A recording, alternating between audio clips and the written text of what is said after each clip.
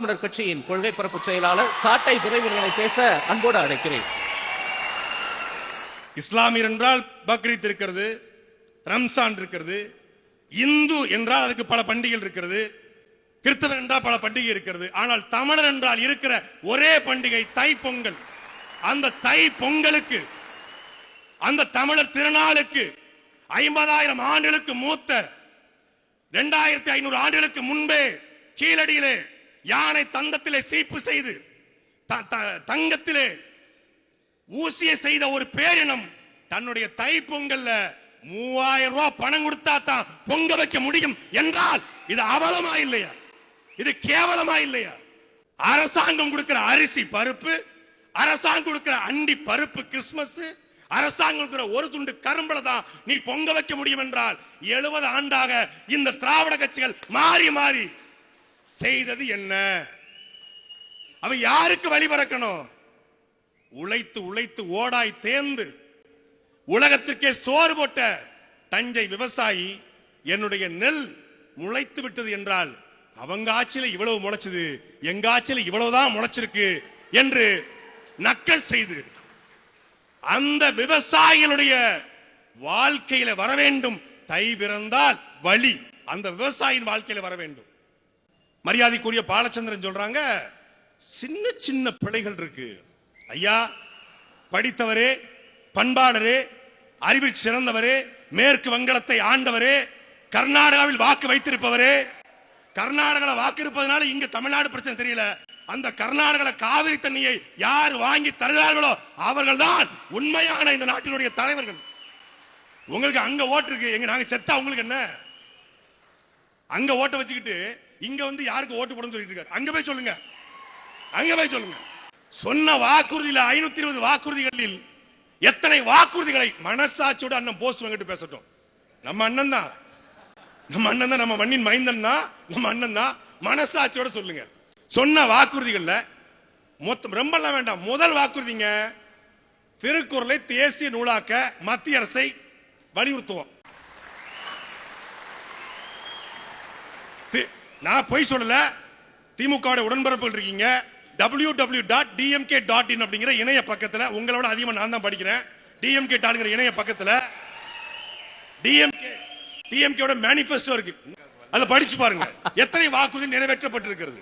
அப்போ சொன்ன வாக்குறுதியில் நிறைவேற்றி விட்டால் அது உண்மையான விடியல். அப்ப விடியல் என்பது என்ன? ஏழைக்கும் பணக்காரனுக்கும் சரிக்கு சமமான உலகத்தரமான கல்வி, ஆரம்ப கல்வி முதல் ஆராய்ச்சி கல்வி வரை, எல்கேஜி முதல் பிஹெச்டி வரை அனைவருக்கும் தரமாக சமமாக கிடைத்திருக்கிறதா? இல்லை.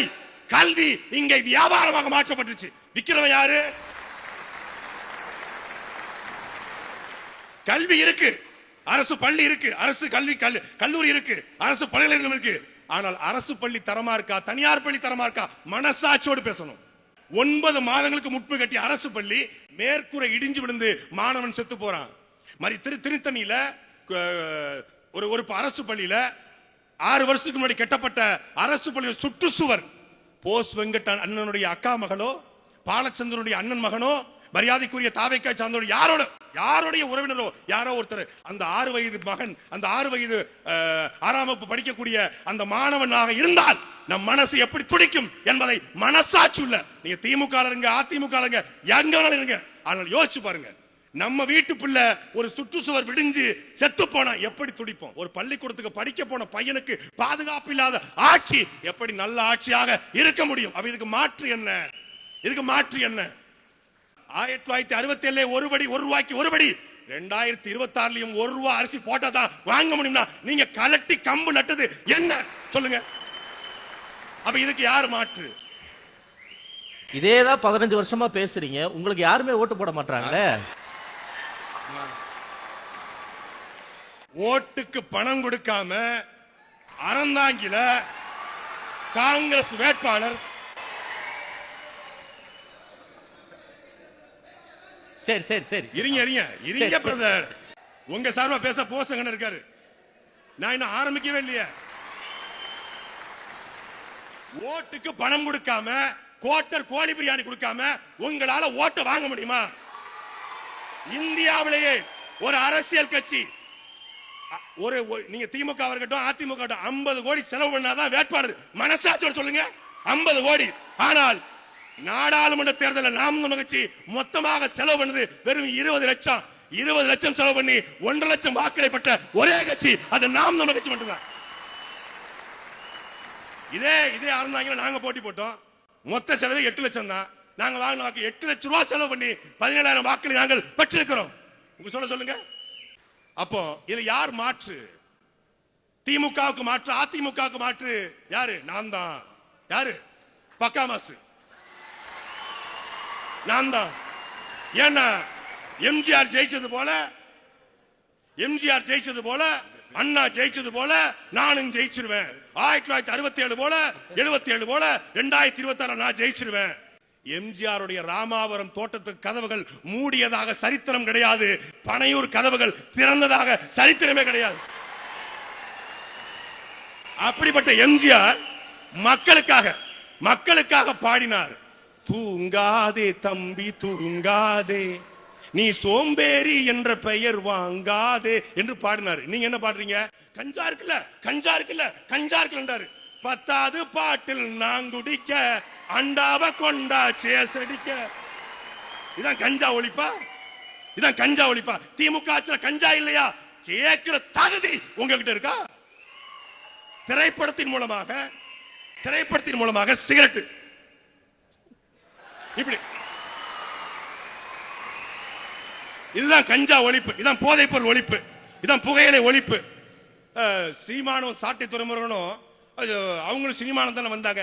நாங்க சினிமாக்கார அரசியலுக்கு வரக்கூடாதுன்னு சொல்லல, சினிமா என்ற தகுதியை மட்டும் வச்சுக்கிட்டு அரசியலுக்கு வராதீங்க. திமுக தொடங்கும் போது அடைந்தால் திராவிட நாடு இல்லையே சுடுகாடு என்கிற முழக்கம் வச்சாங்க.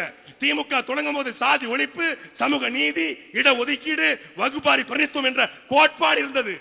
உங்களுக்கு என்ன இருக்கு? மேடையில் இருக்கிற அண்ணன் போஸ் வெங்கட்டுக்கு ஒரு கொள்கை இருக்கு, திராவிட கொள்கை. நான் ஏற்கனவே எதுக்குறேன், அந்த கொள்கை இருக்கு. அண்ணன் பாலச்சந்திரனுக்கு வந்து ஒரு கொள்கை இருக்கு. மரியாதைக்குரிய முன்னாள் சட்டமன்ற உறுப்பினர் அதிமுகவை சார்ந்த அண்ணனுக்கு திராவிடம், அவருடைய கொள்கையும் திராவிடம் தான். மரியாதைக்குரிய அண்ணன் அவர் வலதுசாரி சித்தாந்தம் ஏற்றுக்கொண்டவர், அந்த சித்தாந்தத்துக்கு அவர் உண்மையா இருக்காரு. உங்களுடைய சித்தாந்தம் என்ன? உங்க கொள்கை என்ன? உங்க கோட்பாடு என்ன? உங்க இலக்கு என்ன? திராவிடமும் தமிழ் தேசியமும் இருக்கு. இதான் ஏன் விஜய நாங்க எதுக்கு தெரியுமில? திராவிடம் வேறு, தமிழ் தேசியம் வேறு. திராவிடமும் தமிழ் தேசியம் ஒண்ணுன்னு சொல்றது கருவாட்டு சாம்பார் மாதிரி. ஒண்ணு அந்த பக்கம் நெல்லு, இல்ல இந்த பக்கம் நெல்லு, நடுவுல நிக்காத அப்படின்னு நம்ம சொல்றோம். இதை ஆதவ அர்ஜுனா சொல்றாப்ல, நாங்க நம்பி ஏமாந்துட்டோம். 2011 இருந்து 2021 வரைக்கும் திமுக ஆட்சியில இல்ல. 2006 2011 திமுக ஆட்சி சரியில்லைன்னு சொல்லிதான் மக்கள் வாக்கு செலுத்துறாங்க. 10 ஆண்டுகளாக ஆட்சியில இல்லாத திமுகவுக்கு ஓட்டு போட்டு திமுக வர வச்சுட்டு இப்போ தீய சக்தி போன வாரம் வரைக்கும் தீய சக்தி, இப்போ பராசக்தி. ஒரு சின்ன பையன் தொலைக்காட்சி தொடர்ல அது இது எது நடிச்சு, டான்ஸ் ஆடி, ஜோடி நம்பர் நடிச்சு, காமெடியனா இருந்து மேல எந்திரிச்சு ஒரு சின்ன பையன் ஹீரோவா வர்றத பார்த்து சகிக்க முடியாம எங்க படத்துக்கு போட்டியா யாரும் வரக்கூடாது, ஜனநாயகனுக்கு போட்டியா யாரும் வரக்கூடாதான் எங்களை சொல்றாரு. நீங்க அங்க அதை கேட்டீங்களா, இதை கேட்டீங்களா? பிஜேபி மேடையில நீங்க ஏறினீங்க, ஆர்எஸ்எஸ் மேடையில. சரிப்பா, நீங்க ஆர்எஸ்எஸ் எதிர்க்கிறீங்க, பிஜேபி எதிர்க்கிறீங்க, உங்க கொள்கை எதிரி, பாசிச எதிரி. அப்படி என்றால் ஜனநாயகன் படத்தை முடக்க நினைக்கிறாங்கன்னு சொல்றாங்க. அந்த முடக்க நினைக்கிற அந்த பாசிச பாஜகவை ஏன் உங்க பக்கா மாசு எதிர்த்து பேசல?